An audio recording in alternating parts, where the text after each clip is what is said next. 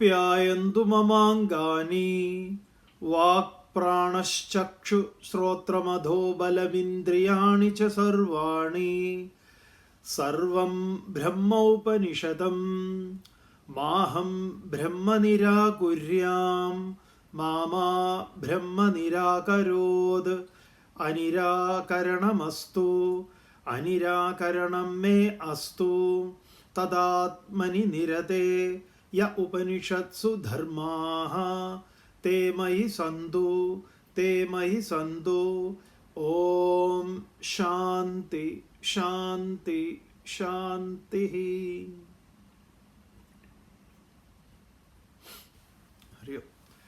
എല്ലാവർക്കും ചിന്മയ സന്ധ്യയിലേക്ക് സഹർഷം സ്വാഗതം.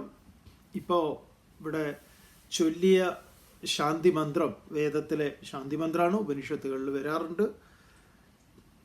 എന്താണ് ശാന്തി മന്ത്രത്തിൻ്റെ താല്പര്യം? ആപ്യായന്തു മമ അംഗാനി, എൻ്റെ അംഗങ്ങൾ, അവയവങ്ങൾ പരിരക്ഷിക്കപ്പെടട്ടെ, പുഷ്ടിപ്പെടട്ടെ എന്നാണ്. ആപ്യായന്തു മമ അംഗാനി. ഏതൊക്കെയാണ് അംഗങ്ങളായിട്ട് പ്രധാനമായിട്ട് പറയുന്നത്? വാക്ക്. നമുക്കറിയാം, ഒരാൾ എത്രമാത്രം ആരോഗ്യപൂർണമായി ഇരിക്കുന്നുവോ അതിൻ്റെ ലക്ഷണം തന്നെ വാക്കായിരിക്കും. വാക്കെന്ന് പറഞ്ഞാൽ വളരെ നല്ല സ്ഫുടമായി സംസാരിക്കുന്നു എങ്കിൽ അദ്ദേഹത്തിൻ്റെ ആരോഗ്യത്തിന് കുഴപ്പമില്ല എന്ന് പറയാം. പക്ഷേ ഇപ്പോൾ ഡോക്ടറെ അടുത്തൊന്നും പോയി സംസാരിക്കാൻ വയ്യ, അല്ലെങ്കിൽ നമുക്ക് ആദ്യം തന്നെ നമ്മുടെ ശാരീരിക വ്യവസ്ഥിതിയെ മെഷർ ചെയ്യാനുള്ള ഏറ്റവും പ്രധാനപ്പെട്ട ഒന്നാണ് നമ്മുടെ വാക്ക്. സംസാരിക്കാൻ പറ്റാത്ത ഒരവസ്ഥ ഉണ്ടാവുക. സംസാരിക്കാൻ പറ്റാത്തത് ഒരു സിംറ്റമാണ് മറ്റു പലതിൻ്റെയും.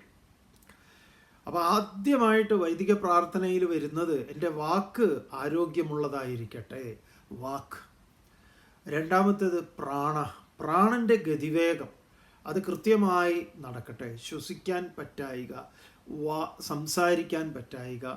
എത്ര മനോഹരമായിട്ടാണ് പറഞ്ഞിരിക്കുന്നത് നോക്കൂ. പ്രാണ ചക്ഷു. മൂന്നാമത്തേത് കണ്ണ് തുറക്കാൻ വയ്യ, കണ്ണങ്ങനെ അടഞ്ഞു പോണു, സംസാരിക്കാൻ പറ്റുന്നില്ല, പ്രാണനും കിട്ടുന്നില്ല, കണ്ണ് നേരെ നോക്കാനും പറ്റുന്നില്ല. അപ്പം ഇതൊക്കെ എത്രമാത്രം പ്രധാനപ്പെട്ട അംഗങ്ങളാണ്. പ്രാണശ്ചക്ഷു ശ്രോത്രം, കാത് കേൾക്കാൻ പറ്റാത്ത അവസ്ഥ ഉണ്ടാവുക. അപ്പോൾ പ്രാണശ്ചക്ഷു ശ്രോത്രം അതോ ബലമിന്ദ്രിയാണി ച സർവാണി ഇന്ദ്രിയാണി ബലമുള്ളതായി തീരട്ടെ. വാക്ക് ഈ പറഞ്ഞതുപോലെ കൈകാലുകൾ നടക്കാനും എടുക്കാനും കൊടുക്കാനും ഓടാനും ചാടാനും ഇതിനൊക്കെ നമ്മുടെ ഇന്ദ്രിയങ്ങൾ ബലമുള്ളതായി തീരട്ടെ. ഇന്ദ്രിയങ്ങളെ, നമ്മുടെ അംഗങ്ങളെ പൂർണ്ണമായി നിഷേധിക്കുന്നതല്ല വേദാന്തം അല്ലെങ്കിൽ നമ്മുടെ വൈദിക പ്രാർത്ഥനകൾ എന്ന് പറയാം. അപ്പം ആപ്യായന്തു മമ അംഗാനി പ്രാണശ്ചക്ഷു ശ്രോത്രം അതോ ബലമിന്ദ്രിയാണി ച സർവാണി. സർവം ബ്രഹ്മോപനിഷദം.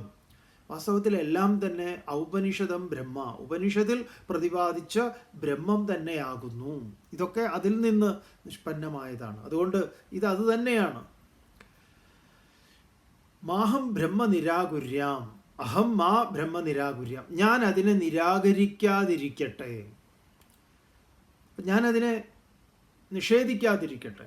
ആപ്യായന്തു മമ അംഗാനി പ്രാണശ്ചക്ഷു ശ്രോത്രമതോ ബലമിന്ദ്രിയാണി ച സർവാണി സർവം ബ്രഹ്മോപനിഷദം മാഹം ബ്രഹ്മ നിരാകുര്യാം മാമാ ബ്രഹ്മ നിരാകരോത്. അതിനെ ഞാൻ നിരാകരിക്കുക, അത് എന്നെ നിരാകരിക്കുക. അനിരാകരണമസ്തു.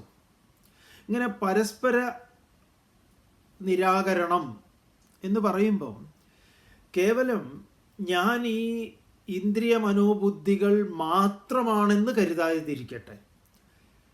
ഇതൊക്കെ എൻ്റേതാണ്, ഞാൻ ഇതിൽ നിന്ന് അന്യമാണ്, ഇതാണ് ഞാൻ എന്ന് തെറ്റിദ്ധരിക്കാതിരിക്കട്ടെ. അതാണ് പരസ്പര അനിരാകരണം മേ അസ്തു. തദാത്മനി നിരതേ യ ഉപനിഷത്സു ധർമാഃ. ഉപനിഷത്തിൽ ധർമ്മമായി എന്തൊക്കെ പറയപ്പെട്ടിട്ടുണ്ടോ അതിൽ ആത്മനി നിരതേ, ആ ആത്മാന്വേഷണ നിരതനായിട്ടുള്ള എന്നിൽ തേ മയി സന്തു, അതെന്നിൽ സംഭവിക്കട്ടെ എന്നാണ്. അപ്പം ഇതൊരു പ്രാർത്ഥനയാണ്, മുന്നോടിയായിട്ടുള്ള പ്രാർത്ഥനയാണ്. എന്താണ്? എന്താണോ വേദാന്ത ശാസ്ത്രത്തിലൊക്കെ പറയപ്പെട്ടിട്ടുള്ളത് അത് എന്നിൽ സംഭവിക്കട്ടെ. ഇത് മനോഹരമായ പ്രാർത്ഥനയാണ്. നോക്കൂ, ഇതിൻ്റെ പ്രാർത്ഥനയുടെ ടെക്സ്റ്റ് നമ്മുടെ ഡിസ്ക്രിപ്ഷനിൽ ഇതിൽ ഇടാം, നിങ്ങളത് നോക്കിയാൽ മതി. അല്ലെങ്കിൽ ഗൂഗിൾ ചെയ്താലും കിട്ടും. ആപ്യായന്തു മമ അംഗാനി എന്ന് ഗൂഗിൾ ചെയ്താലും കിട്ടും. ആപ്യായന്തു മമ അംഗാനി വാക് പ്രാണശ്ചക്ഷു ശ്രോത്രമധോബലമിന്ദ്രിയാണി ച സർവാണി സർവം ബ്രഹ്മോപനിഷദം മാഹം ബ്രഹ്മ നിരാകുര്യാം മാമാ ബ്രഹ്മ നിരാകരോത് അനിരാകരണമസ്തു അനിരാകരണം മേ അസ്തു തദാത്മനി നിരതേ യ ഉപനിഷത്സു ധർമാഃ തേ മയി സന്തു തേ മയി സന്തു. ഓം ശാന്തി ശാന്തി ശാന്തി. അത്രയേ ഉള്ളൂ, ലളിതമാണ്, വേഗം പഠിക്കാം. അപ്പം ഇതൊക്കെ നമ്മുടെ സന്ധ്യാവന്ദനത്തിൽ ഈ പ്രാർത്ഥനകളെയൊക്കെ ഇങ്ങനെ ആഡ് ചെയ്ത് ഉഷാറാക്കുക. നമുക്ക് ഭജഗോവിന്ദം, ശങ്കര ഭഗവത്പാദരുടെ ഭജഗോവിന്ദം, അതാണ് നമ്മൾ ചർച്ച ചെയ്ത് വെച്ചത്. ഒന്നാമത്തെ ശ്ലോകം. ഭജ ഗോവിന്ദം ഭജ ഗോവിന്ദം ഗോവിന്ദം ഭജ മൂഢമതേ സംപ്രാപ്തേ സന്നിഹിതേ കാലേ നഹി നഹി രക്ഷതി ഡുകൃഞ്ഞ് കരണേ. ഇതൊരു പല്ലവിയാണ് ശരിക്കും പറഞ്ഞാൽ ഈ ഭജഗോവിന്ദത്തിലെ. ഈ ഭജഗോവിന്ദ കൃതിയിലെ ആദ്യത്തെ 12 ശ്ലോകങ്ങളാണ് ഭഗവത്പാദർ രചിച്ചത് എന്നാണ്. 12 ശ്ലോകങ്ങൾ, അത് അടുത്ത വരുന്ന 12 ശ്ലോകങ്ങളാണ്. അങ്ങനെ ഇതിനെ ദ്വാദശമഞ്ജരി എന്ന പേരിൽ അറിയപ്പെടും, ഇതിനെ പല്ലവിയായിട്ട് കൂട്ടിയിട്ട്. പിന്നീടുള്ളത് ഓരോരോ ശിഷ്യന്മാർ രചിക്കുന്നതാണ്. നമുക്ക് ആ വഴിയെ ആ സമയത്ത് ഓരോന്നും കാണാം. അപ്പം നമ്മൾ ഇന്നലെ കണ്ടു, ഒരു വൃദ്ധനെ, കുഴിയിലേക്ക് കാല് നീട്ടി ഇരിക്കുന്ന ഒരു വൃദ്ധനെ, നമ്മളൊക്കെ പലപ്പോഴും പറയാറില്ലേ, ഈ കുഴിയിലേക്ക് കാല് നീട്ടി ഇരിക്കുന്ന സമയം നിങ്ങൾക്ക് വല്ല നല്ല കാര്യവും ചെയ്തുകൂടെ, വല്ല നാമം ജപിച്ചുകൂടെ എന്നൊക്കെ നമ്മളെപ്പോഴും ആളുകളെ നമ്മുടെ വീട്ടിലെ അമ്മമാരോടും മറ്റവരോടും ഒക്കെ പറയാറുള്ളതാണ്. പക്ഷെ നമ്മളും എന്താണ് ചെയ്യുന്നത്? മറ്റുള്ളവരെയൊക്കെ ഇങ്ങനെ നമുക്ക് ഓരോന്നിങ്ങനെ പറയാം. ഏതായാലും വൃദ്ധനെ കേന്ദ്രീകരിച്ചുകൊണ്ട്, വൃദ്ധൻ ഒരു നിമിത്തമാണ്, വൃദ്ധനെ നിമിത്തമാക്കിക്കൊണ്ട് നമ്മളോടാണ് സംസാരിക്കുന്നത്. എന്താണ് പറയുന്നത്? ഭജ ഗോവിന്ദം ഭജ ഗോവിന്ദം ഗോവിന്ദം ഭജ മൂഢമതേ. ഹേ മൂഢ, അല്ലയോ വിഡ്ഢി, ഗോവിന്ദനെ ഭജിക്കൂ, ഗോവിന്ദനെ ഭജിക്കൂ, ഗോവിന്ദനെ തന്നെ ഭജിക്കൂ.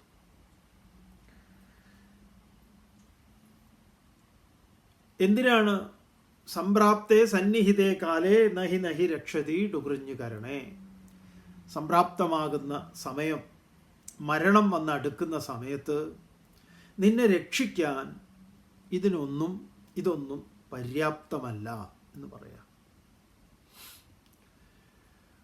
അപ്പോൾ നമ്മളിവിടെ പരിശോധിക്കുന്നത്, നമ്മളെ സംബന്ധിച്ച് കുറേ മുൻവിധികളും ധാരണകളും ഒക്കെ ഉണ്ട് എല്ലാ കാര്യത്തിലും. ഇപ്പം ഭജനം എന്ന് പറഞ്ഞാൽ എന്താണ്? അപ്പം ഇതിൽ പറയുന്നത് ഭജ ഗോവിന്ദം എന്ന് പറഞ്ഞുകൊണ്ടാണ് കൃതി തുടങ്ങുന്നത്. അതിനെ അന്വയിപ്പിക്കുമ്പം ഹേ മൂഢമതേ ഭജ ഗോവിന്ദം ഭജ ഗോവിന്ദം ഗോവിന്ദം ഭജ. ഇവിടെ ഒരു കൃതി ആരംഭിക്കുന്നത്, ശങ്കര ഭഗവത്പാദർ ആ കൃതി ആരംഭിക്കുമ്പം ഈ തൻ്റെ ഗുരുവിനെ ഒന്ന് സ്മരിക്കുന്നുണ്ട്, ഈശ്വരനെ സ്മരിക്കുന്നുണ്ട്, മംഗളാചരണം നടത്തുന്നത്. അത് മംഗളാചരണം നടത്തുക, അത് കൃതിയുടെ ഒരു ഒരു ഒരു താല്പര്യമാണ്. അത് നമ്മുടെ ഒരു സംസ്കാരത്തിൻ്റെയും കൂടെ ഭാഗമാണ്.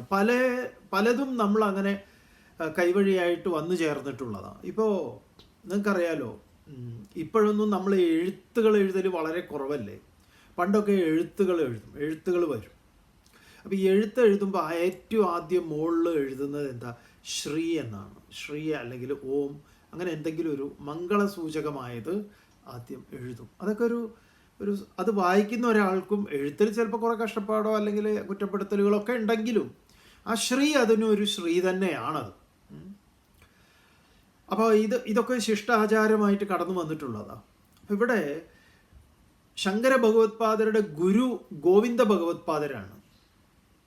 ആ ഗോവിന്ദ ഭഗവത്പാദരെ അനുസ്മരിക്കുന്നു. അപ്പോൾ വിവേക ചൂടാമണിയിൽ ആ സർവവേദാന്ത സിദ്ധാന്ത ഗോചരം തമഗോചരം ഗോവിന്ദം പരമാനന്ദം സദ്ഗുരും പ്രണതോസ്മ്യഹം, വിവേക ചൂടാമണി തുടങ്ങുന്നത് അങ്ങനെയാണ്. അപ്പോൾ ഓരോന്നിലും എങ്ങനെയെങ്കിലുമൊക്കെ അത് കടന്നു വരും. അതിന് ദ്വയാർത്ഥങ്ങളുണ്ട് ഒരേ സമയം. അപ്പോൾ ഗുരു ഗോവിന്ദ ഭഗവത്പാദരെ സ്മരിക്കുന്നു, അതുപോലെ സാക്ഷാൽ ഗോവിന്ദനെ സ്മരിക്കുന്നു.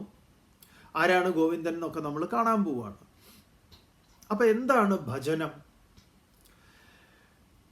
ഇതെല്ലാം നമ്മൾ റൂട്ടിൽ നിന്ന് മനസ്സിലാക്കുന്നത് വളരെ നല്ലതാണ്.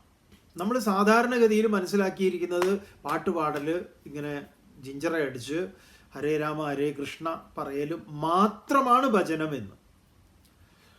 എന്നാൽ ഭജനം എന്നുള്ള ആ ധാതുവിന്, ഭജ് എന്ന ധാതുവിന് ഭജ് സേവായാം എന്നാണ്. ഭജ് സേവായാം, ഭജനം എന്ന് പറയുന്നത് സേവയാണ് ഭജനം. രമണ മഹർഷി ഉപദേശസാരം എന്നുള്ള കൃതിയിൽ വളരെ മനോഹരമായിട്ട് അതിൻ്റെ മറ്റൊരു നിർവചനമുണ്ട്. എന്താണെന്നറിയോ? ജഗത ഈശധീ യുക്ത സേവനം അഷ്ടമൂർത്തിഭൃത് ദേവപൂജനം കർത്തുരാജ്ഞയാ പ്രാപ്യതേ ഫലം കർമ്മ കിം പരം കർമ്മ തജ്ജഡം കൃതിമഹോദതോ പതനകാരണം ഫലമശാശ്വതം ഗതിനിരോധകം പറയുന്ന ഈശ്വരാർപ്പിതം നേച്ഛയാകൃതം ചിത്തശോധകം മുക്തിസാധകം. കർമ്മത്തെക്കുറിച്ച് പറയുന്ന, കർമ്മത്തെയൊക്കെ നിർവചിക്കുന്നതാണ് മഹർഷി.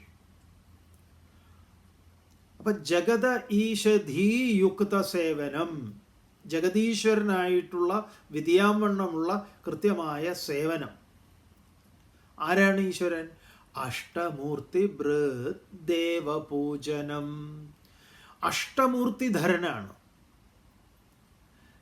8 രൂപങ്ങളോട് കൂടിയിട്ടുള്ളവനാണ് ഭഗവാൻ. അഷ്ടമൂർത്തിധരനാണ്. എന്തൊക്കെയാണ് അഷ്ടമൂർത്തി എന്ന് പറയുന്നത്? ഗീതയിൽ ഭഗവാൻ പറയുന്നുണ്ട്, ഭിന്നേ പ്രകൃതിരഷ്ടധ, എൻ്റെ പ്രകൃതി 8 എന്ന് പറയാം. ഇതൊക്കെയാണത്.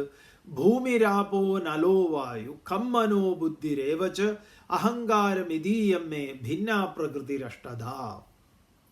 അർജുന, എൻ്റെ പ്രകൃതി എന്ന് പറയുന്നത്, ഞാൻ എന്ന് പറയുന്നത് 8 ഭാവം കൊണ്ട്, 8 പ്രകാരത്തിൽ ഞാൻ നിലകൊള്ളുന്നു. വെറും ക്ഷേത്രം മാത്രമല്ല ഈശ്വരൻ്റെ സങ്കേതം എന്ന് പറയുന്നത്. നമ്മളത് മനസ്സിലാക്കണം. ഇതൊക്കെയാണ് പറയുന്നത്.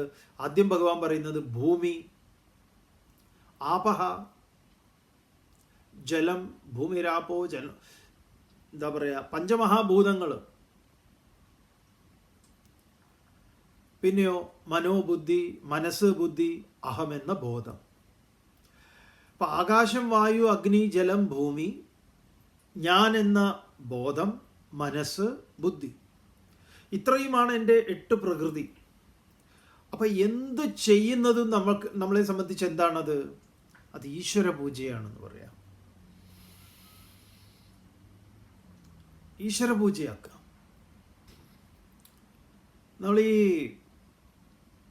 ഏത് കർമ്മങ്ങളും രാവിലെ പല്ല് തേക്കുന്നത് പോലും നമുക്ക് ഈശ്വര പൂജയാക്കാം. കേവലം വിളക്ക് കഴുകുക, അർച്ചന ചെയ്യുക, മാലയിടുക മാത്രമല്ല, കർമ്മങ്ങളെല്ലാം, ഏത് കർമ്മമാണ് പൂജയാക്കാൻ പറ്റാത്തത്? പൂജയാക്കാൻ പറ്റാത്തതായിട്ടുള്ള ഒരു കർമ്മവും ഇല്ല, എല്ലാം. അതുകൊണ്ട് ഭജനം എന്ന് പറഞ്ഞു കഴിഞ്ഞാൽ എന്താണ്? പൂജയാണ്. ടാഗോറിൻ്റെ പ്രസിദ്ധമായിട്ടുള്ള ഗീതാഞ്ജലി ഇല്ലേ, അത് ഈശ്വര നിഷേധമായിട്ടാണ് പലരും കരുതിയിട്ടുള്ളത്. വാസ്തവത്തിൽ അത് ഈശ്വര നിഷേധമല്ല. ഉപനിഷത്തിൻ്റെ സാരമാണ് ഗീതാഞ്ജലിയിൽ വെളിപ്പെടുത്തിയിട്ടുള്ളത്. ടാഗോർ പറയുന്നില്ലേ, കവി പറയുന്നില്ലേ, ഭജനം ഭോജനമാരാധനയും നിർത്തുക സാധോ നിന്റെ ഈ ഭജനവും ഈ എന്താ പറയുക ഇത്യാദി സാധനങ്ങളൊക്കെ നിർത്തൂ. ഇത് ആരോടാ പറയുന്നത് നിർത്താൻ? ഇതാ ഇങ്ങനെ മൂഢമതേ. ടാഗോർ വേറൊരു വിധത്തിൽ വളരെ ശക്തിയായിട്ട് പറഞ്ഞിട്ടുള്ളതാ. എന്നിട്ടോ കരിങ്കൽ പാറയിലേക്ക്, അതിലെ മുഴുവൻ വരികൾ ഓർമ്മ വരുന്നില്ല, കരിങ്കൽ കോറിയിലേക്ക് വരും. എന്നിട്ടോ ആ പാറ പൊട്ടിക്കുന്ന അവരുടെ വിയർപ്പ് തുള്ളികളെ നോക്കൂ. ആ വിയർപ്പ് തുള്ളികളിൽ, ആ വിയർപ്പിന്റെ ഗന്ധത്തിൽ അവന്റെ ഗന്ധമാണ്, ഈശ്വരന്റെ ഗന്ധമാണ്. അപ്പൊ അത് ഈശ്വര നിഷേധമാണോ? അല്ലെങ്കിൽ ഈശ്വരനെ പരിഹസിക്കലാണോ? അല്ല. സനാതന ധർമ്മത്തിലെ ഉപനിഷത്തിന്റെ അല്ലെങ്കിൽ ഈ പറഞ്ഞ ആചാര്യന്മാർ വെളിപ്പെടുത്തിയിട്ടുള്ളത് അതാണ്. അതാണ് ഭജനം. അത് ഭജനമാണ്. ഇത്തരം ആചാരങ്ങളെയും അനുഷ്ഠാനങ്ങളെയും പൂർണ്ണമായിട്ട് നിഷേധിക്കുകയല്ല, മറിച്ചു ഇത് മാത്രം, ആളുകളുടെ ധാരണ ഇത് മാത്രമാണ് ഈശ്വര പൂജ എന്നാണ്. അല്ല. ഭജ് സേവായ. എന്തൊക്കെ സേവനങ്ങൾ നിങ്ങൾ ചെയ്യുന്നുവോ ഈ പ്രകൃതിയിൽ, അതെല്ലാം ഈശ്വര സേവനമാണ്. ഗീതയിൽ ഭഗവാൻ അത് പറഞ്ഞിട്ടുമുണ്ട്. യത് കരോഷി യത് അശ്നാസി യത് ജുഹോഷി ദദാസി യത് തപസ്യസി കൗന്ദേയ തത് കുരുഷ്വമതർപ്പണം. ചിലരുടെയൊക്കെ ഒരു ധാരണ, ഞാൻ ഇത്ര ജപിച്ചു, ഇത്ര അമ്പലത്തിൽ പോയി, ഇത്ര പ്രദക്ഷിണം ചെയ്തു. അതൊന്നുമല്ല. അതിലൊന്നും അതൊക്കെ മോശമാണ് എന്നല്ല, മറിച്ച് ഇതാണ് വളരെ പ്രധാനപ്പെട്ടതാണ്. ഇതിൽ നമ്മൾ പഠിക്കാൻ പോകുന്നുണ്ട് വളരെ മനോഹരമായിട്ട്.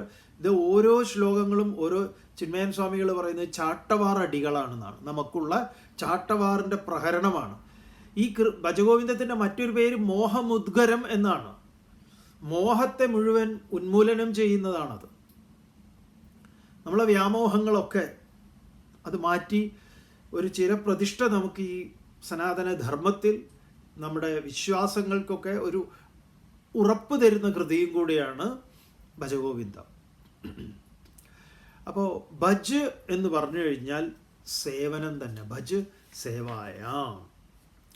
ആ ഭജനം എത്ര വിധത്തിലുണ്ട്? അത് വളരെ പ്രസിദ്ധമാണ്. അതിനെയാണ് നമ്മൾ 9 പ്രകാരത്തിൽ നവദ ഭക്തി എന്ന പേരിൽ അറിയുന്നത്. പ്രഹ്ലാദനാണ് അതിൻ്റെ ഉപജ്ഞാതാവ്, അല്ലെങ്കിൽ പ്രഹ്ലാദനിൽ നിന്നാണ് അത് പുറത്തു വന്നിട്ടുള്ളത്. പ്രഹ്ലാദനെ കുറിച്ച് പറയുമ്പോൾ പ്രഹ്ലാദൻ തന്നെ അവതരിപ്പിക്കുന്ന നവദാ ഭക്തിയിൽ ആദ്യത്തേത് ശ്രവണമാണ്.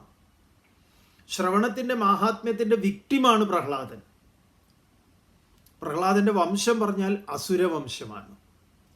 അമ്മ കയാതു. ഇന്ദ്രൻ കയാതുവിനെ വധിക്കാൻ പോകുമ്പോഴാണ് നാരദർ ഇടപെടുന്നത്. അപ്പൊ ഗർഭിണിയാണ്. ഏതായാലും അവിടുന്ന് നാരദര് പറയും, നീ കാണിക്കുന്നത് മഹാപോക്കിരിതരാണ്. ഒന്ന്, അവരൊരു സ്ത്രീയാണ്. 2, അവൾ ഗർഭിണിയുമാണ്. അതുകൊണ്ട് അവർ ഒരിക്കലും അവരെ അങ്ങനെ കാണിക്കാൻ പാടില്ല. അപ്പം ഇന്ദ്രൻ തെറ്റ് മനസ്സിലാക്കി അവരെ പ്രദക്ഷിണം വെച്ച് നമസ്കരിച്ച് വേഗം രക്ഷപ്പെടും അവിടുന്ന്. പിന്നെ പ്രഹ്ലാദൻ വളരുന്നത് നാരദരുടെ ആശ്രമത്തിലാണ്. അപ്പൊ കയാതുവിന് ധർമ്മമൊക്കെ ധർമ്മങ്ങളൊക്കെ ധർമ്മശാസ്ത്രങ്ങളൊക്കെ പറഞ്ഞു കൊടുക്കും. പക്ഷെ കയാതു അതൊന്നും കേൾക്കാറില്ല എന്ന് പറയും. കയാതുവിനെ ലക്ഷ്യം വെച്ചല്ല പറഞ്ഞത് നാരദർ, ഉദരത്തിൽ വളരുന്ന ശിശുവിനെയാണ്. അപ്പൊ ഒരമ്മ ഗർഭം ധരിച്ചവർ കേൾക്കുന്നത് ഉദരത്തിലുള്ള ശിശുവിൽ ഒരു സംസ്കാരത്തെ ഉണ്ടാക്കുമെന്നത് നമ്മുടെ പുരാണങ്ങളും ഇതിഹാസങ്ങളും ഒക്കെ നമ്മളെ ഓർമ്മിപ്പിക്കുന്നുണ്ട്. ഇന്നത്തെ ആധുനിക വൈദ്യശാസ്ത്രത്തിൽ ഗൈനക്കോളജി വിദഗ്ധന്മാരൊക്കെ അവർ നിർദ്ദേശിക്കുന്നു ഗർഭിണികളോട്, നിങ്ങൾ നല്ലതൊക്കെ കാണൂ, നല്ല നല്ല സുന്ദരമായ ഹൃദ്യമായത് കാണുകയും കേൾക്കുകയും ചെയ്യുക. അതൊക്കെ ശിശുവിൻ്റെ പൂർണ്ണമായ വളർച്ചയ്ക്ക് കാരണമായി തീരും എന്നൊക്കെയാണ്. അതൊരു വളരെ ശരിയാണത്. അതുകൊണ്ട് അങ്ങനെ ജനിച്ച കുട്ടിയായിരുന്നു പ്രഹ്ലാദൻ. അവനെയാണ് ഈ പഠിപ്പിക്കാൻ വിട്ടത്. ഹിരണ്യാക്ഷനും ഹിരണ്യകശിപുവും ഒക്കെ ചണ്ടനെയും മർക്കനെയും യൂണിവേഴ്സിറ്റി 2 ഡിപ്പാർട്ട്മെൻറ്റ് ഹെഡുകളാണ്. മണ്ടത്തരങ്ങൾ പറയുന്നതിൽ കേമന്മാരായിരുന്നു. ഈ എന്താ പറയുക, ആളെ കൊല്ലുന്ന വിദ്യകളൊക്കെ പഠിപ്പിച്ചു കൊടുക്കുന്ന സ്ഥലമാണ്. അങ്ങനെ കുട്ടികൾ ഈ ചണ്ടനും മർക്കനും പഠിപ്പിച്ചതല്ല ഈ പ്രഹ്ലാദൻ ഉരുവിടുന്നതും പറയുന്നതും ഒക്കെ. എന്തായാലും ഒരു ദിവസം മൂപ്പര് ഹിരണ്യകശിപു ഈ കുട്ടിയെ അങ്ങനെ മൂപ്പര് പയ്യൻ ഇങ്ങനെ അവിടെ കളിക്കുന്നതൊക്കെ കണ്ടപ്പോൾ അവനെ വിളിച്ചു, എടാ അവിടെ വാ, വിളിച്ച് മടിയിലിരുത്തിയിട്ട് അവനോട് ചോദിച്ചു, നമ്മൾ കുട്ടികളെയൊക്കെ ഇടയ്ക്ക് വിളിച്ചിട്ട് ചോദിക്കില്ല എന്താ പഠിച്ചതെന്ന്. അപ്പോൾ കുട്ടികൾ നമ്മുടെ മടിയിലിരുന്ന് പാടുമല്ലോ, ട്വിങ്കിൾ ട്വിങ്കിൾ ലിറ്റിൽ സ്റ്റാർ അല്ലേ, അങ്ങനെ എന്തെങ്കിലുമൊക്കെ. എന്തായാലും ഇവൻ അച്ഛൻ ആദ്യമായിട്ട് ചോദിക്കുകയാണല്ലോ, പഠിച്ച എന്താണ് കേമായിട്ടുള്ളത്, നിനക്ക് ഇഷ്ടമായിട്ടുള്ളത്, അതൊന്ന് കേൾക്കട്ടെ അച്ഛൻ. അപ്പോഴാണ് ഇവൻ അച്ഛനോട് പറയുക, അച്ഛനോട് പാടിക്കൊടുക്കുക, അച്ഛന് ഞാൻ പഠിച്ചതിൽ ശ്രേഷ്ഠമായിട്ടുള്ളത് ഇതാണെന്ന് പറയുക. എന്താ അവൻ പറയണത്? ശ്രവണം കീർത്തനം വിഷ്ണോ സ്മരണം പാദസേവനം അർച്ചനം വന്ദനം ദാസ്യം സഖ്യം ആത്മനിവേദനം. ബെസ്റ്റ്. അച്ഛൻ്റെ ശത്രുവിനെ കുറിച്ച് അച്ഛാ കേൾക്കണം എന്ന്, അച്ഛൻ്റെ ശത്രുവിനെ കീർത്തിക്കണം, അച്ഛൻ്റെ ശത്രുവിൽ ശരണാഗതനാകണം, അച്ഛൻ്റെ ശത്രുവിനെ എപ്പോഴും സ്മരിക്കണം. പോരെ പല ഭാഷ എടുത്തും കൊണ്ട് താഴേക്ക് ഇട്ടു അവനെ. എവിടുന്നടാ നീ ഇതൊക്കെ പഠിച്ചത് എന്നാ. കാരണം വിഷ്ണുവിൻ്റെ നാരായണനാമം ആരെങ്കിലും ജപിക്കുന്നുണ്ടെങ്കിൽ അപ്പം തട്ടിക്കോളാൻ ഓർഡർ ഇട്ടതാ. ആ ആളോടാണ് പറയുന്നത് അദ്ദേഹത്തിനെ കുറിച്ച് കേൾക്കണം, അദ്ദേഹത്തെ സ്മരിക്കണം, അദ്ദേഹത്തെ കീർത്തിക്കണം എന്നൊക്കെ പറയുക. ആ നവധാ ഭക്തിയുടെ ഉപജ്ഞാതാവാണ് പ്രഹ്ലാദൻ. ഭജനത്തിൽ 9 പ്രകാരമുള്ള ഭജനം, ഭക്തി, സേവനം. എന്താണത്? ആദ്യത്തേത് ശ്രവണം എന്ന് പറയാം, കേൾക്കുക എന്നതാണ്. എങ്ങനെ കേൾക്കണം? ശ്രദ്ധയോടുകൂടി കേൾക്കണം.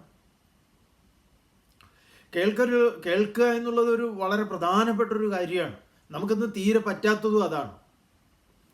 ഇത് തന്നെ ചിലപ്പോൾ നിങ്ങൾ യൂട്യൂബ് ഇതിലിങ്ങനെ കേൾക്കുമ്പോൾ അത് പെട്ടെന്ന് തന്നെ ടക്കാന്ന് പറഞ്ഞ് ചിലപ്പോൾ അടിച്ചു മാറ്റും, എന്നിട്ട് വേറൊന്ന് കേൾക്കാൻ പോകും. അപ്പം ശ്രവണത്തിൽ ഒരു സംസ്കാരം ആവശ്യമുണ്ട്. കേൾക്കണം, എല്ലാം കേൾക്കണം എന്ന് പറയാം.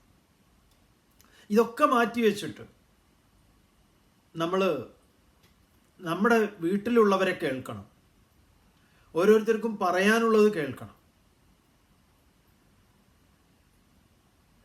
നമ്മളോട് ഈ അടുത്തൊരാൾ ചോദിക്കേണ്ടായിരുന്നു, എന്താണ് ഇപ്പോൾ സ്വാമി ഈ കുട്ടിക്കാലം ഇതുമൊക്കെ പറയുമ്പോൾ എന്താണ് ഏറ്റവും കൂടുതൽ ഈ പുതിയ തലമുറയിലും പഴയ തലമുറയിലും കാണുന്ന മാറ്റങ്ങളിലെ പ്രധാനപ്പെട്ടത് എന്താണ്? നമുക്ക് തോന്നുന്നു എല്ലാവർക്കും അറിയാം ഇതൊക്കെ, പക്ഷെ എന്നാലും ഇപ്പം നമ്മുടെ ഒരു കുട്ടിക്കാലം എന്ന് പറയുമ്പോൾ നമ്മൾ രൂപപ്പെടുന്നതിൽ ഒരുപാട് ഘടകങ്ങളുണ്ട്. ഇപ്പോൾ ആചാര്യന്മാർ വിദ്യ ആർജിക്കുന്ന 4 ഘടകങ്ങളെക്കുറിച്ച് പറയും, വളരെ പ്രധാനപ്പെട്ടതാണ്. അവിടെയാണ് ഈ ഒരു 25% ഇങ്ങനെ കാൽ ഭാഗം വീതം ചേർന്ന് പൂർണ്ണമാകുന്നത്. അത് പറയുന്നത് എന്താ? ആചാര്യാത് പാദമാദത്തെ പാദശിഷ്യസ്വമേധയാ പാദസ ബ്രഹ്മചാരിഭ്യാം പാദ കാലക്രമേണ തു. ആചാര്യാത് പാദമാദത്തെ, ടീച്ചറുടെ നിന്ന് ആചാര്യൻ എന്ന് പറഞ്ഞ ടീച്ചറാണ്. സ്കൂളിൽ നിന്ന്, നമ്മുടെ ക്യാമ്പസുകളിൽ നിന്ന് നമുക്ക് കിട്ടുന്നത് 25%. അവിടുന്ന് ആ 25% നമ്മൾ എടുക്കണം, വളരെ പ്രധാനമാണ്. പിന്നെ 25% സബ്രഹ്മചാരിഭ്യാം എന്നാണ്. ചുറ്റുപാടിൽ നിന്നാ, കൂട്ടുകാരടങ്ങുന്ന ഈ ചുറ്റുപാട് വളരെ പ്രധാനപ്പെട്ടതാണ്. ഈ ആചാര്യനിൽ നിന്ന് എന്നുള്ളിടത്ത് നമ്മുടെ സ്കൂളിലെ ടീച്ചറുണ്ട്, വീട്ടിലെ അമ്മയുണ്ട്, അമ്മമ്മയുണ്ട്, മുത്തശ്ശനുണ്ട്, ഇങ്ങനെ തുടങ്ങിയിട്ടുള്ള കുറച്ച് ആളുകളൊക്കെ ഉണ്ട്. ഈ ഘടകങ്ങളിൽ നിന്നൊക്കെ നമുക്ക് കിട്ടുന്നുണ്ടോ എന്നുള്ളത് വളരെ പ്രധാനപ്പെട്ടൊരു ചോദ്യമാണ്. ആചാര്യാത് പാദമാദത്തെ പാദസ ബ്രഹ്മചാരിഭ്യാം പാദശിഷ്യസ്വമേധയാ, അവൻ്റെ തന്നെ മേധ കൊണ്ട് അവനെ ആർജിക്കേണ്ടതാണ്.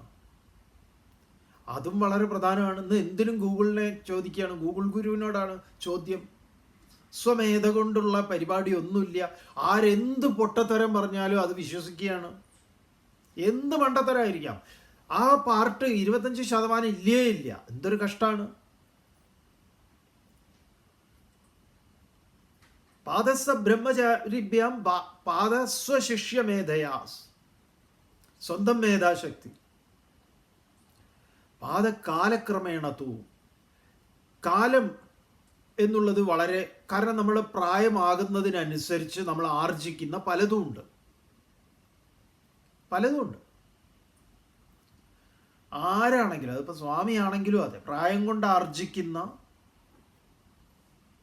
പല കാര്യങ്ങളുണ്ട്. നമ്മൾ ഇന്ന് ആലോചിക്കുമ്പോൾ പലതുമുണ്ട്, പല മാറ്റങ്ങൾ നമുക്ക് മനസ്സിലാവാറുണ്ട് നമ്മളെക്കുറിച്ച്. പല കാര്യങ്ങളിലും കണിശക്കാരനായിരുന്ന നമ്മളിൽ മാറ്റങ്ങൾ മറ്റുള്ളവരും പറയാറുണ്ട്. സ്വാമി ഇപ്പം പഴയതുപോലെ അത്ര അങ്ങോട്ട്, ചിലർ പറയുന്നത് അങ്ങനത്തെ കണിശം വേണമെന്നും പറയാറുണ്ട്. നമ്മുടെ യാത്രകളിലൊക്കെയാണ് ഈ ഒരു ആളുകൾ പലപ്പോഴും ഇതിനെ കുറിച്ച് പറയാറ്. മുമ്പ് യാത്ര വന്നവരും ഇപ്പം പുതുതായിട്ട് വന്നവരും ഒക്കെ ആ വിലയിരുത്തൽ നടത്തുന്ന സമയത്ത് ചില കാര്യങ്ങൾ പറയും. ഇപ്പം ചിലതിലൊക്കെ നമ്മൾ പറയും, നമുക്ക് രാവിലെ 6 മണിക്ക് പുറപ്പെടണം, എന്നാലേ ഇന്നടുത്ത് എത്താൻ പറ്റുള്ളൂ. ഇന്നത് എവിടെയും വെച്ച് ക്രോസ് ചെയ്യുന്നതിൽ നമുക്ക് സമയം പോയി കഴിഞ്ഞാൽ ഇന്നതൊക്കെ നമുക്ക് നഷ്ടപ്പെടും. അതുകൊണ്ട് ഇന്ന സമയത്ത് എത്തണം. അവിടെ എത്തിക്കഴിഞ്ഞാൽ നമുക്ക് കാര്യങ്ങളൊക്കെ സ്മൂത്തായിട്ട് പോകാം. അപ്പോൾ നമ്മൾ ഇവിടുന്ന് ഇറങ്ങുന്നത് വൈകരുത്. അപ്പോൾ രാത്രി നിങ്ങൾ എന്ത് വേണം, പാക്ക് ചെയ്യുന്നതിലൊക്കെ ഒരു ധാരണ വേണം. ഇവിടെ എല്ലാം നമ്മൾ പറഞ്ഞു കൊടുക്കാറുണ്ട്. ഒരു റൂമിൽ 2 പേര് നിങ്ങൾ താമസിക്കുന്നത്, ചിലപ്പോൾ ഒക്കെ എന്തെങ്കിലും അവിചാരിതമായിട്ട് നമുക്ക് എത്തിപ്പെടാൻ പറ്റാത്തടത്തൊക്കെ പോയിട്ട് ചിലപ്പോൾ നമ്മുടെ പറഞ്ഞ സ്ഥലത്തല്ലാതെ, ഈ ഹിമാലയ യാത്രയൊക്കെ മിക്കവാറും ചിലപ്പോൾ നമുക്ക് അൺപ്രഡിക്റ്റബിൾ ആയിട്ടുള്ള പലതും വരും, ലാൻഡ് സ്ലൈഡും അതും ഇതുമൊക്കെ വരുമ്പോൾ. അപ്പം ചിലപ്പോൾ റൂമിൽ 4 പേരൊക്കെ വന്നെന്ന് വരും. അപ്പം നമ്മൾ പറയും, നമുക്ക് 6 മണിക്ക് പോകണം, അല്ലെങ്കിൽ 5 മണിക്ക് പോകേണ്ടതുണ്ട്. ഇങ്ങനെയൊക്കെ പോകുന്ന സമയത്ത് നിങ്ങൾ ഈ 5 മണിക്ക് അതിന് തലേന്ന് കിടക്കുമ്പോൾ നമ്മളൊരു ചിട്ട ഉണ്ടാക്കിയാൽ മതി. ഒന്ന്, നാളെ എന്താണ് ഇടുന്നത് എന്ന് നോക്കിയിട്ട് അത് മാറ്റിവെച്ച് ബാക്കി എല്ലാം തന്നെ പാക്ക് ചെയ്ത് പെട്ടി റെഡിയാക്കുക. രാവിലെ പാക്ക് ചെയ്യാനൊന്നും നിൽക്കരുത്. പിന്നെ ആരാണ് ആദ്യം എഴുന്നേൽക്കുക, ആദ്യം ബാത്റൂമിൽ പോകുന്നത്, അവരെണീറ്റാൽ മതി. എല്ലാവരും നിങ്ങൾ ഒരുമിച്ച് അലാം അടിച്ച് എഴുന്നേറ്റ് വെറുതെ സംസാരിച്ച് സമയം പോകും. അതുകൊണ്ട് പ്രാക്ടിക്കലായ കാര്യങ്ങൾ നമ്മൾ പറഞ്ഞു കൊടുക്കാറുണ്ട്. അപ്പോൾ അവർ പറയാറുണ്ട്, ശരിയാണ്, അത് വളരെ നല്ല കാര്യമാണ്, ഞാൻ ആദ്യം എണീറ്റോളാം എന്ന് പറയുന്ന ആൾ മാത്രം എണീറ്റിട്ട് പതുക്കെ അയാൾ മാത്രം എണീറ്റ് അയാൾ കുളി കാര്യങ്ങളെല്ലാം കഴിഞ്ഞിട്ട് അടുത്ത ആളെ തോണ്ടി വിളിച്ചാൽ മതി, അത് അയാൾക്ക് എണീറ്റ് പോവാം. ഇത് ആദ്യം എല്ലാവരും ഒരുമിച്ച് എഴുന്നേൽക്കുകയും ഒരുമിച്ച് സംസാരിക്കുകയും പിന്നെ പറയുക വേറെ ഓരോ കാര്യങ്ങൾ പറയും, സമയം വൈകും. അങ്ങനെയൊക്കെ വൈകി വരുന്ന സമയത്ത് നമ്മൾ കുറച്ച് ഇതാവാറുണ്ട്. നമ്മൾ പറയും ടാക്സി വിളിയിടാന്ന് പറഞ്ഞിട്ട് ടാക്സി എടുത്ത് വന്നോളാൻ നമ്മൾ പറയും എന്നൊക്കെ സ്ട്രിക്റ്റായിട്ട് പറയാറുണ്ട്. ഇപ്പോൾ ഒന്നും പറയാറില്ല, കാരണം എന്താണെന്നറിയില്ല.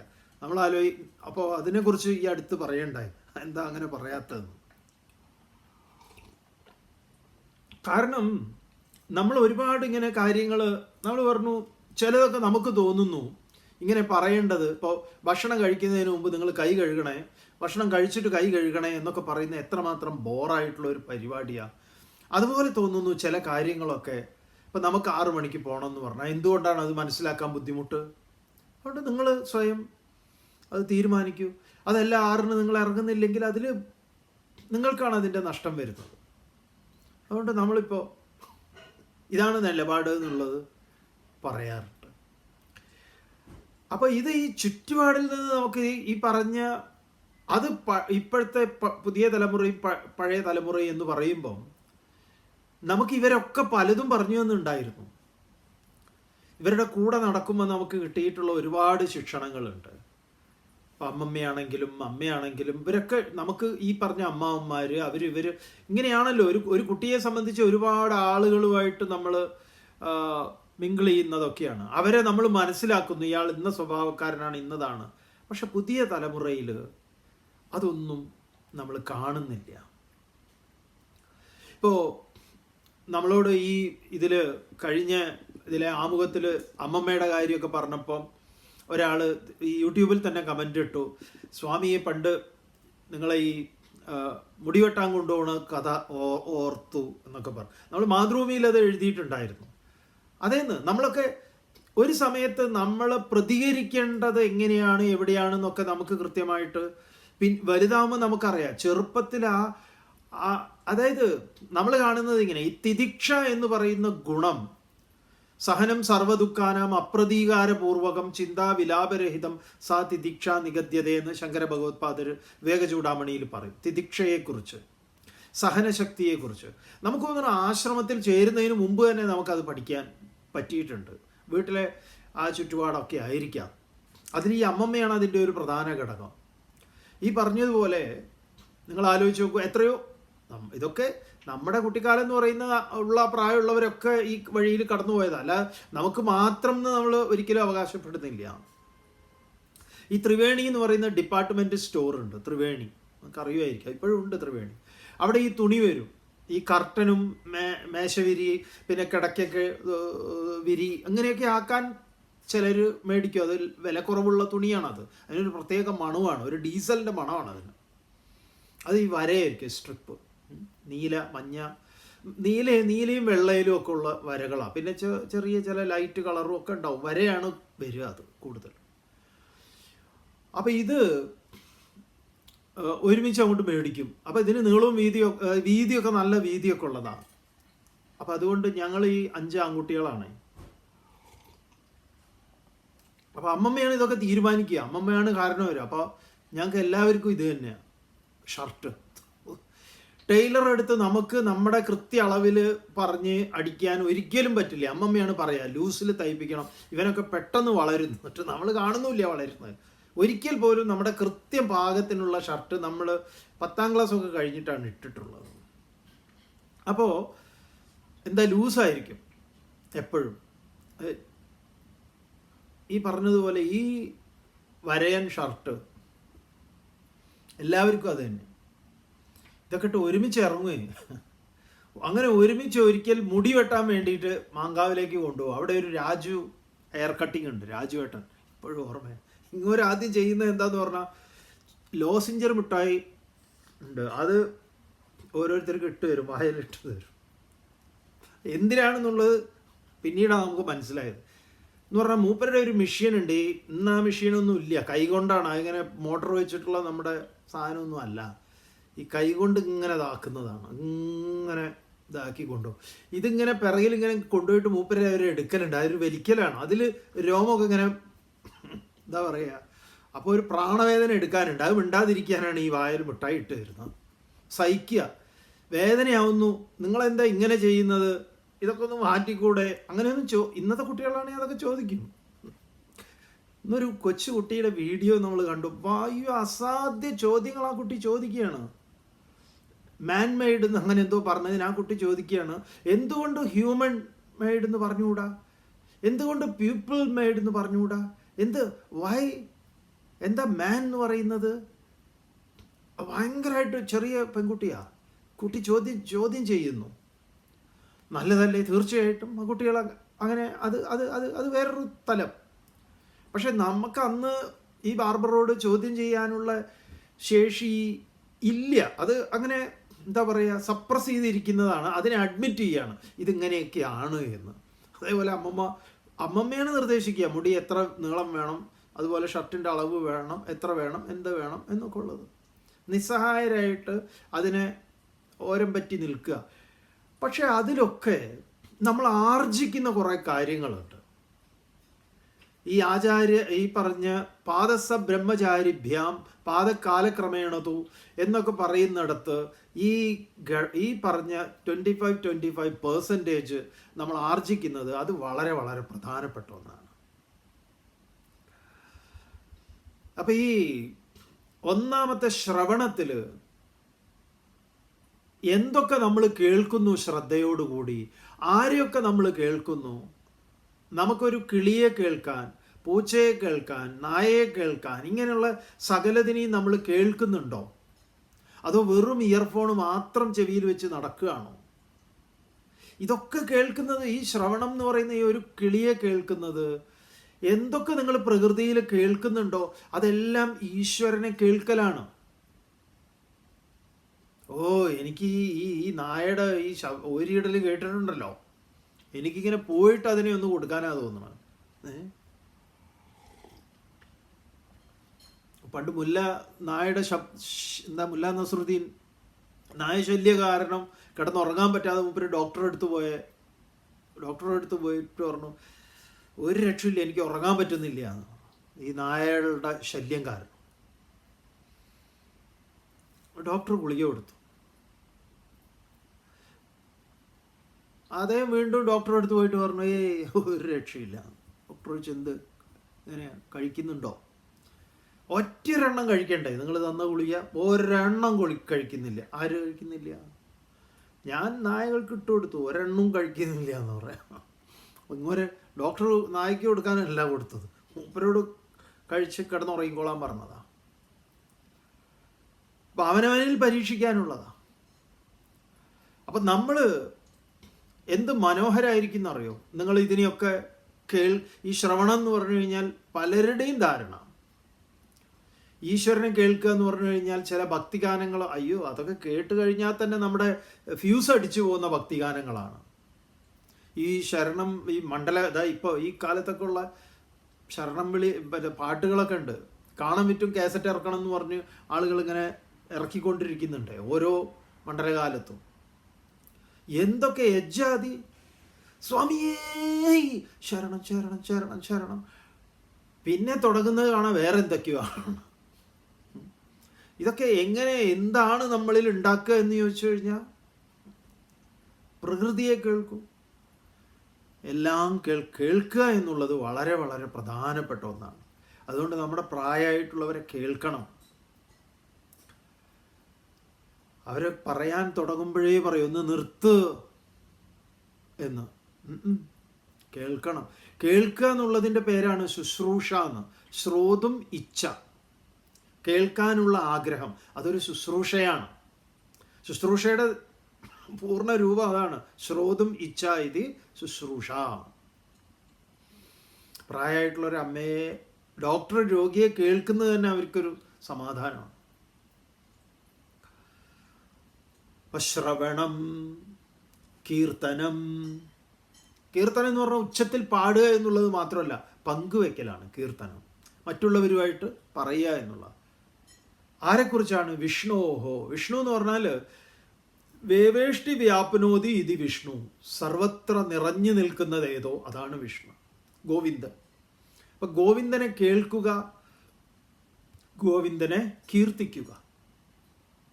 സ്മരണം, സ്മരിക്കുക. രാവിലെ തന്നെ എഴുന്നേൽക്കുമ്പോൾ തന്നെ ആ പ്രാതസ്മരണം നമുക്കത് പഠിക്കാം. ഒരു മനോഹരമായ പ്രാതസ്മരണമുണ്ട് ശങ്കര ഭഗവത്പാദരുടെ. പ്രാതസ്മരാമി ഹൃദി സംസ്ഫുരദാത്മതത്വം സച്ചിത് സുഖം പരമഹംസഗതിം തുരീയം യത് സ്വപ്നജാഗര സുഷുപ്തമവൈതി നിത്യം തദ്ബ്രഹ്മ നിഷ്കളമഹം നജ ഭൂതസംഗഃ. പ്രാതസ്മരാമി, പ്രഭാതത്തിൽ ഞാൻ സ്മരിക്കുന്നു. ഹൃദി സംസ്ഫുരദാത്മതത്വം, ഇത് രാവിലെ തന്നെ എഴുന്നേക്കുന്നതേ ആ പത്രക്കാരനെ 4 തെറി പറയാൻ. അവനോട് ഞാൻ പറഞ്ഞിട്ടുണ്ട് പത്രം ഇങ്ങനെ എറിയരുതെന്ന്. ഇന്ന് ഞാൻ കാണിച്ചു കൊടുക്കുക. തലേന്ന് കിടന്നുറങ്ങുന്നതേ രാവിലെ അവനെ പിടിക്കാൻ കണക്കായിട്ടാണ്. രാവിലെ എണീറ്റിട്ട് വേണം അവനെ 4 ശകാരിക്കാൻ, ആ രാവിലെ തന്നെ ദേഷ്യം ഉണ്ടാക്കാൻ വേണ്ടിയിട്ട്. ദയവ് ഇത് ചെയ്യാതിരിക്കൂ. പ്രാതസ്മരാമി ഹൃദി സംസ്ഫുരത് ആത്മതത്വം. ആത്മതത്വം ഇങ്ങനെ സ്ഫുരിക്കുകയാണ്. അത് സ്ഫുരിച്ചുകൊണ്ടാണ് എഴുന്നേക്കാൻ തന്നെ പറ്റിയത്. സച്ചിത് സുഖം പരമഹംസഗതിം തുരീയം. സത് ചിത് ആനന്ദം. 4-ാമത്തേതാണ് ജാഗ്രത് സ്വപ്ന സുഷുപ്തിക്ക് അപ്പുറത്ത്. യത് സ്വപ്നജാഗര സുഷുപ്തമവൈധി നിത്യം. ജാഗ്രത് സ്വപ്ന സുഷുപ്തിയിലൊക്കെ മാറാതെ നിൽക്കുന്ന ഞാൻ എന്ന ബോധം, അതാണ് ഞാൻ. അതൊന്നുമായിട്ട് കളങ്കമില്ലാത്തതാണ്. നിഷ്കളം അഹം. അതിനെ ഞാൻ സ്മരിക്കുന്നു. പ്രാതസ്മരാമി ഹൃദി സംസ്ഫുരദാത്മതത്വം. സച്ചിത് സുഖം പരമഹംസഗതിം തുരീയം. യത് സ്വപ്ന ജാഗര സുഷുപ്തമവൈധി നിത്യം തദ് ബ്രഹ്മ നിഷ്കളം അഹം. നജഭൂതസംഗഃ, ഞാൻ ഈ ഭൂതസംഗമല്ല. ആകാശം, വായു, അതിൻ്റെയൊക്കെ സമ്മേളനമായിട്ടുള്ള ഈ അഹങ്കാരവും ഇതൊന്നുമല്ല ഞാൻ. ഇത് ഈ സ്മരണം, ശ്രവണം, കീർത്തനം, സ്മരണം, പാദസേവനം, പാദസേവ, അതിൻ്റെ സേവയാണ്. നമ്മൾ ചെയ്യുന്ന എല്ലാ കർമ്മങ്ങളും പാദസേവയാണ്. അത് ഓഫീസ് ജോലിയാണെങ്കിലും എന്ത് ജോലിയാണെങ്കിലും, ഏത് ജോലിയാണെങ്കിലും, നമുക്ക് കിട്ടിയിരിക്കുന്ന ജോലി ഏതോ, സർക്കാർ ജോലിയോ പ്രൈവറ്റ് ജോലിയോ ഏതെന്നുള്ളതല്ല, അത് പാദസേവയാണ്. അർച്ചനം, അതിന് വിധിയാവണ്ണമുള്ള പൂജയാണ്. നമ്മുടെ കർമ്മങ്ങളെയൊക്കെ പൂജയാക്കുക അർച്ചനം. വന്ദനം, എല്ലാറ്റിനോടും എന്തുണ്ടാവുക? റെസ്പെക്റ്റ്, വന്ദനം. ദാസ്യം, ദാസ്യഭാവം. ദാസൻ. ഹനുമാനോട് രാമൻ ചോദിക്കുന്നുണ്ടല്ലോ, ഞാൻ ആരാണെന്ന് നിനക്കറിയോന്ന്? നീയും ഞാനും തമ്മിലുള്ള ബന്ധം, ഈ നാട്ടുകാർക്ക് ഈ ഹനുമാൻ ആരാണ് എന്ന് രാമന് നന്നായി മനസ്സിലാക്കി കൊടുക്കണം എന്നുള്ള ആഗ്രഹത്തിൽ ചോദിക്കുന്നതാ. ഞാൻ ആരാണ്, ഞാനും നീയും തമ്മിലുള്ള ബന്ധം. ഹനുമാൻ അവസരം കിട്ടിയപ്പോൾ ഹനുമാൻ സീതാദേവിയിൽ നിന്ന് എല്ലാ ജ്ഞാനവും നേടിയിട്ടുള്ള ആളാ. ഈ സീത പഠിപ്പിച്ചു കൊടുത്തൊക്കെ ക്ലിയർ ആണോ എന്നും കൂടെ രാമനെ അറിയണം.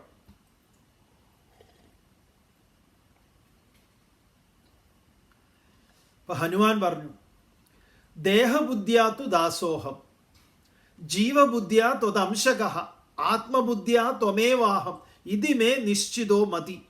ഓരെ ബെസ്റ്റ്, പാസ്, ഫുൾ മാർക്ക്.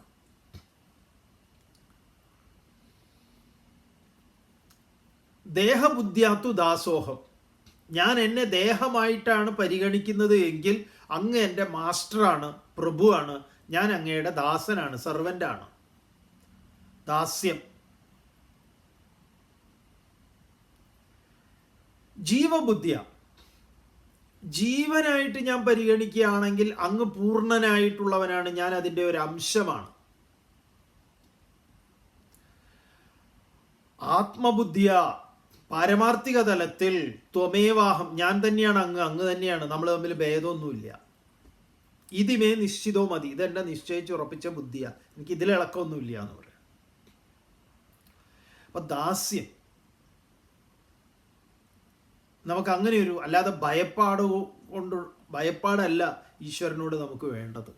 ഇതൊക്കെയാണ് ദാസ്യമാകാം. തുടർന്ന് പറയണു സഖ്യം. കൃഷ്ണനും അർജുനനും തമ്മിലുണ്ടായിട്ടുള്ളത് ഇതാണ്, സഖ്യമാണ്.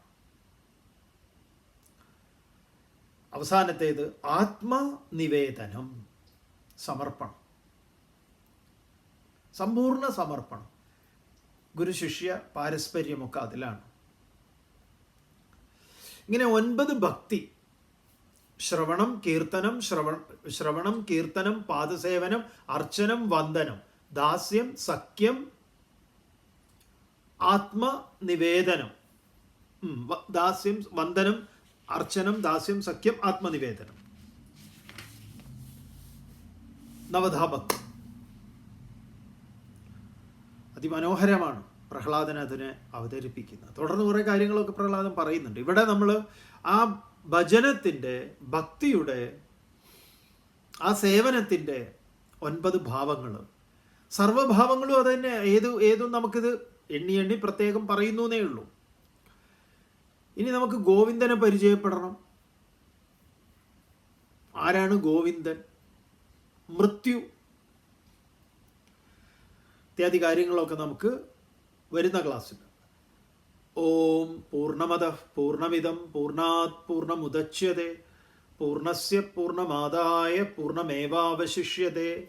ഓം ശാന്തി ശാന്തി ശാന്തി. ഹരി ഓം ശ്രീ